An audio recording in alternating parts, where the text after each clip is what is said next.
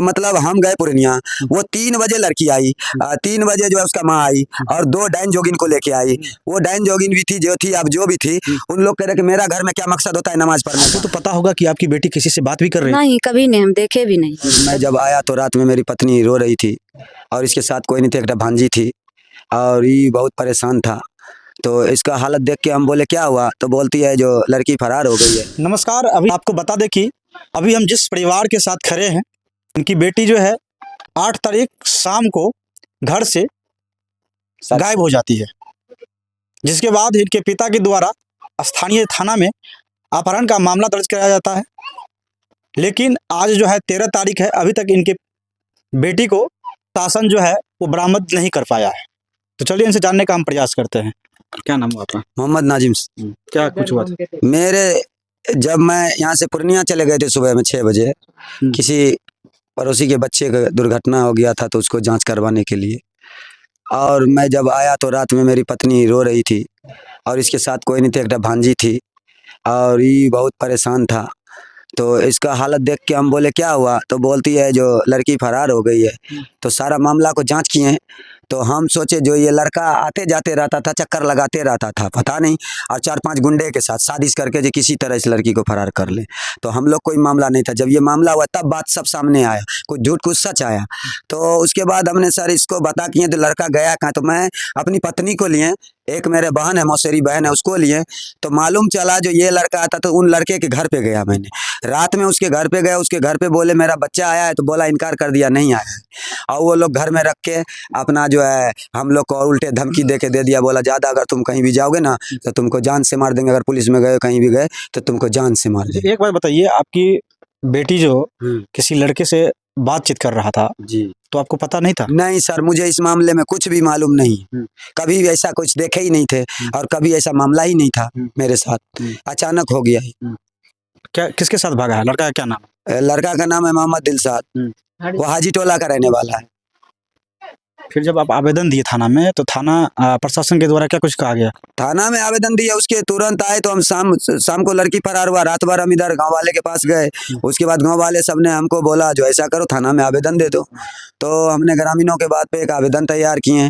उस आवेदन जैसे ग्रामवासी ने बताया उस तरह से आवेदन हम बना के थाने में दिए। थाने में आवेदन दिए, 2 दिन हो गया, गए बड़ा बहू के पास।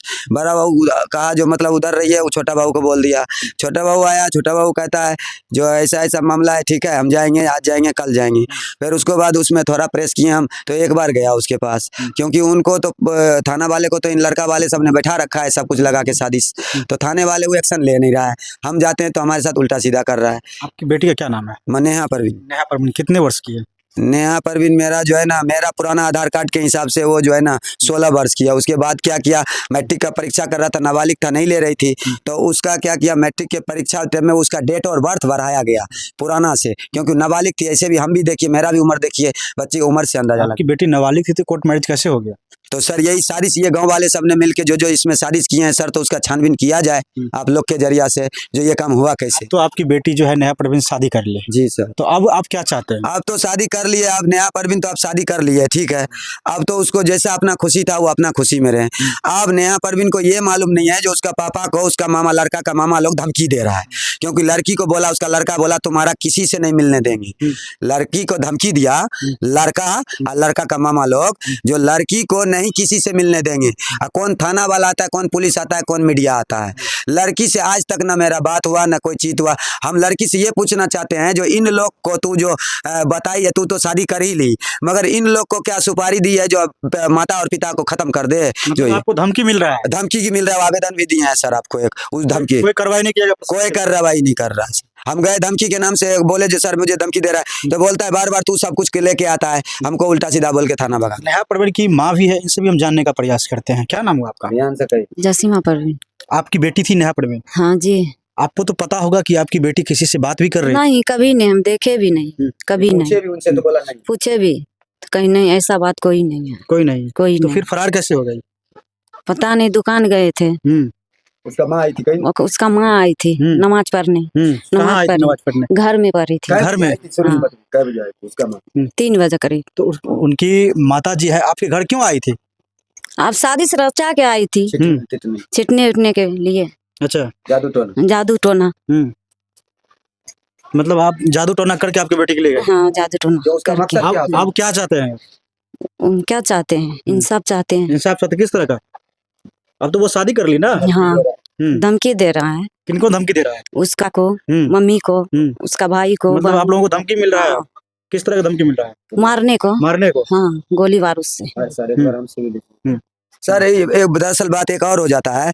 जो देखिए लड़की तो फरार हुई, उसके साथ तो जादू टोना तंत्र विद्या की, क्योंकि उसका माँ 2 औरत के साथ आना इस यहाँ पे है और उस दिन लड़की फरार होना। सर ये हमको शक होता है। जो मतलब हम गए पूर्णिया, वो 3 बजे लड़की आई, 3 बजे जो है उसका माँ आई और 2 डायन जोगिन को लेके आई। वो डायन जोगिन भी थी, जो थी, अब जो भी थी, उन लोग कह रहे कि मेरा घर में क्या मकसद होता है नमाज पढ़ने का, और नमाज पढ़ी तो कम से कम 1 घंटे तक नमाज पढ़ी। 1 घंटे की कोई नमाज नहीं होता है।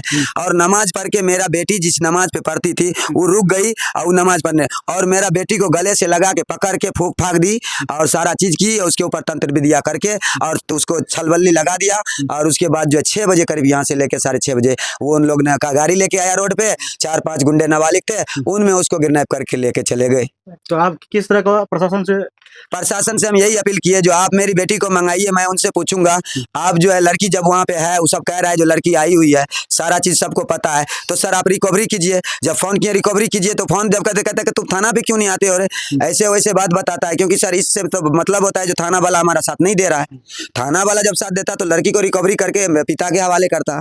तो सर ये एक बात बताइए, हम लोग भी थोड़ा बहुत पढ़े लिखे लोग हैं, हमारे प्रतिनिधि सब जितने भी थे ग्राम पंचायत के, यही बात बताए जो उनसे रिकवरी करवाओ। ये थाना वाले ने रिकवरी का ध्यान नहीं दिया और अभी भी नहीं ध्यान दे रहा है।